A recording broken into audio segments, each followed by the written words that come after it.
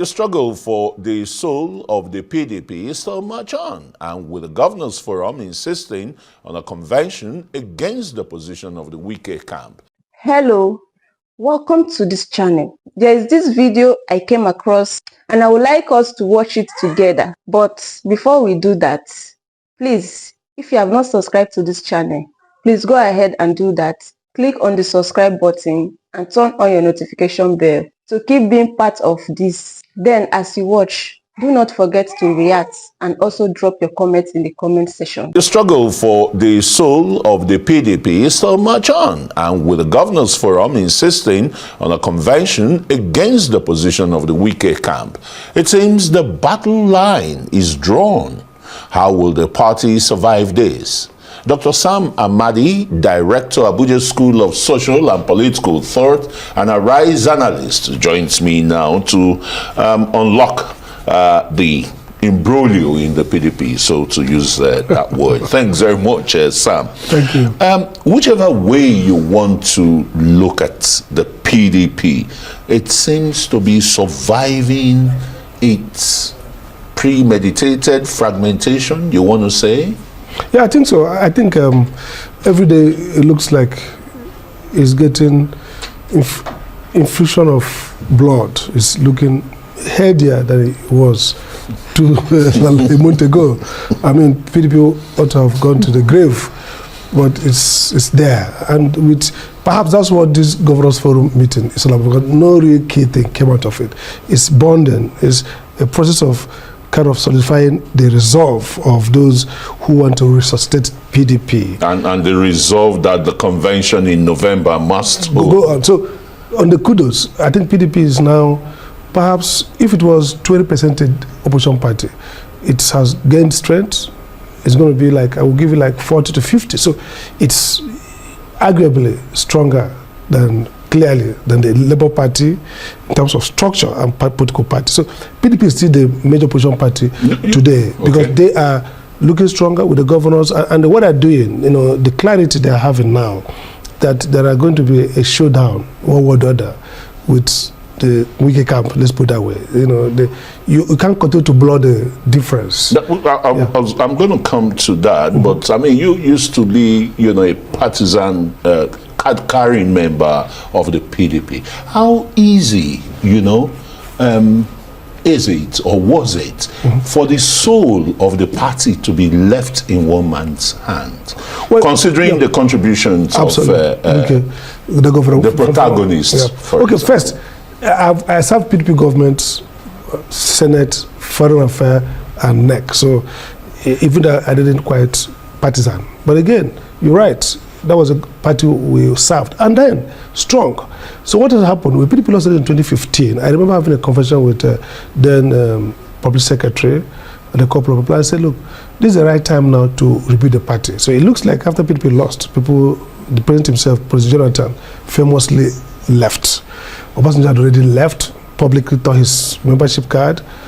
Ken Namani, who was my boss when he was Senate President himself, left. So that was the beginning of the downfall of PDP. It was left for Governor Wike and a couple of persons. First, they brought Sheriff, it was a disaster.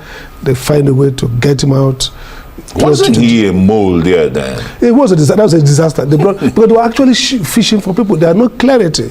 Now, instead of building, you know, carefully, structurally, they were looking for heavy hitters to just go to primary. That's the problem. So when there's no election, off-season, off-election cycle, the PDP should have sat down to rebuild the party.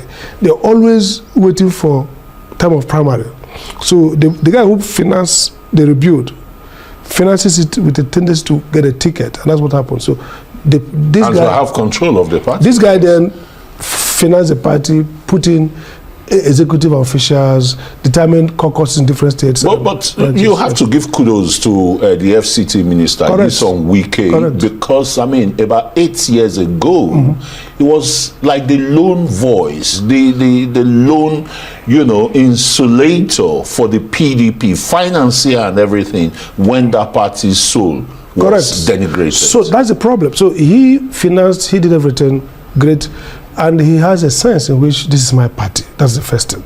And maybe, inevitably, if he financed it, if he paid the bills, so he would feel it's my party.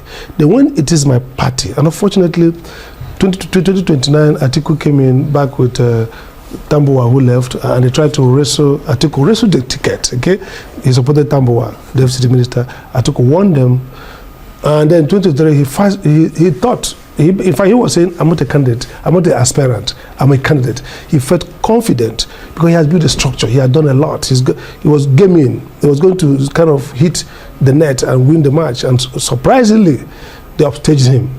And so since then, the 2023 election, he worked against the party clearly, and he's still working against the party in the sense that he sees the party as something that has to be in kind of shielded away for now until 2027, because he's going to support the president of the country, APC. So my worry, the illogic is here, is that his interest is very clear. PDP should not have a strong, competitive presidential candidate. PDP should therefore stay, maybe win some local elections, they do a deal. Look, his own concept of PDP is PDP-APC merger. So PDP stays as a party, APC is our presidential candidate. They will decide, maybe down ballot, Senate, House of Reps will share it. Maybe take Rivers, PDP takes Rivers, APC takes this. They share it. Now, Makinde themselves have a different protocol. They are looking at it. Either Makinde will run as president, or he will like his party to win to stand a chance of maybe becoming president of the Senate or something, or even putting his own person as VP. So these conflicts, it's inevitable that they're going to be a fallout. Initially, they were preparing it. Some people like former Senate President were trying to do reconciliation. We can square the circle. But the circle cannot be squared in this context, because one thing has to give way. Either the PDP rebuilds, as they're doing now, as a strong opposition to President Tinubu's party, APC, which is now Wike's party by virtue of default and engagement. So the build-up now is clear, parallel or no parallel.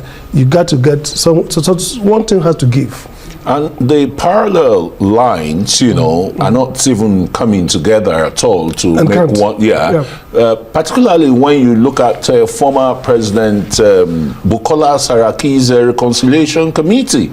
It's heading nowhere. It's like, Dead or ever. But actually, the problem with reconciliation is, if there are value disagreements, it can converge. So let's assume Mr. Wike wants PDP to follow rule of law. Take, for example, the question of Samuel Anyanwu. It's a solvable problem. So, Samuel Anyanwu is a secretary. People allege he should have left the position, so he can square the circle here. He can say, okay, you know what? Why not allow Samuel Anyanwu to finish his tenure? And they agreed. Don't forget, at the last NEC meeting, Wike got almost what he wanted. First, he got affirmation of Samuel Anyanwu. He also got the fact that the convention should be pushed to November. But what has changed then is that now the governors forum are now strong, insisting on that, and they know the zoning formula and all the things will work against one party or the other. So at the end of the day, like the Prime Secretary said, the party has a constitution, has a rule. And if they follow their rules and constitution, then INEC, and that's the key point here, everybody is playing this game, the shadow they're playing, because INEC has not proved to be independent and firm. Okay? If INEC was a manager of rules that is independent, and INEC knows the process that triggers what, it doesn't matter what you people fight politically, you get a point. But the team, the convention will hold, and the team that wins by the rule, INEC will affirm it. So Wike's strength or Makinde's strength or Saraki's strength or anybody's strength in Nigerian politics is because our rules are not clear. And the regulator is very totally, either corrupt and also not fair. So if the regulator is fair, this is a convention, this is the NEC, this is the governors forum, these are the authoritative. By the way, Minister Wike, powerful guy, is not the governor, is not a NWC member. So if he feels otherwise, his voice shouldn't carry the day. What carries the day is the neck of the party that has the process of decision making, and the NWC of the party elected, the secretary, the acting chairman, the political secretary, they decide. And so if that decision is in line with the rules, INEC will affirm it.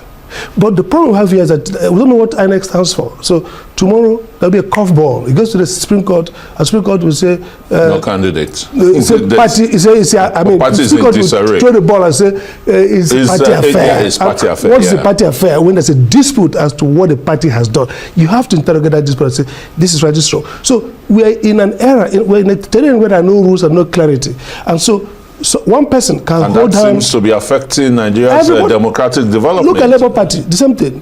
One person says, I don't agree. What's the implication of all this? I mean, in the presidential election, for example. Three things are if happening. INEC has said that it doesn't recognize the present leadership of Labour Party, and Abure is insisting, and his group, that they are the authentic leaders. What is the implication in 2027? Is incorrect. If INEC says, I don't recognize A, then they should recognize B. But neither A nor B. And so there's a build-up, confusion. So suddenly, the tenure will expire in sometime in November. If they don't resolve it, a new guy will come. We don't know what he's going to look like. He might now strike the gavel on the wrong side. That's number one. So you go back to the court is confused. So look at the problem now. What that means for democracy is that we're going to go into an election where there's no clarity and too much desperation. That's a recipe for violence. So people take laws into your hand, or suddenly the Supreme Court wakes up and says a prominent, imagine if P2B emerges as candidate, for example, of one side of the party. Let's say for Labour Party. One side of Labour Party. And then there's a mobilization campaign is going on, and suddenly the Supreme Court says that candidate is not recognized. And if it happens to Labour, maybe happen to Atiku in another party that has a fraction in ADC that has problem. So what is going to happen? Then the president will be a show in, the APC gets in, that the country will boil. So I think INEC and the judiciary should be careful, because they are building up to violence because of the incapacity to arbitrate rules. And clearly, I say, this is it rocket science? Look, the party has a constitution. If you say that the tenure of Abura has expired, there's a remainder of the neck of Labour Party. That neck should be able to sit together as a neck. But it's a voluntary. When the Supreme Court said in our case long ago that the party leadership, the court does not force it on party. What the Supreme Court meant is that once the party follow their rules, the party will mark it. The party will not say, go and settle. When I settle again, you have to arbitrate and say, has the party followed their rules? If the answer is yes, we can't impose, even if their rules are bad. So you have to adjudicate on that. You must adjudicate. Okay. So it's actually not good judicial craftsmanship to say no jurisdiction. That's wrong. So INEC has to be clear. INEC is adjudicator. INEC has to look at the rules and say, as long as we are concerned, this is the right leadership. If you don't like, you go to court. Court will say, based on your constitution, based on your processes and the Electoral Act, INEC did the right adjudication. Bingo. That's how it works in Administrative Law 101. That is how it's supposed to work. The problem is that we are all now transactionalists. INEC is waiting for body language. INEC is, everybody's just confused, and the courts themselves are not reliable. So this is a landmine. In 2027, we woke up one morning and see that the 3 or 2 presidential candidates have no tickets, are not on the ballot. And then we are left with perhaps 1 presidential candidate and 1 lame dog from 3 or 4 10 lame dog from unknown party, and that's a slam dog. So it's not good for democracy. That should be clear. By now we should know who is a party leader, who is not a party leader. We should know who will emerge as candidate, and when they emerge, we will be sure that these are valid candidates for election. All right, thanks so very much. Dr. Sam Amadi, Director, Abuja School of Social and Political Thought, and Arise Analyst, for coming to shed light on the new development in the People's Democratic Party, PDP. Thank you for watching this video. Please leave your contribution in the comment section, and also do well to subscribe. I'll see you in my next video.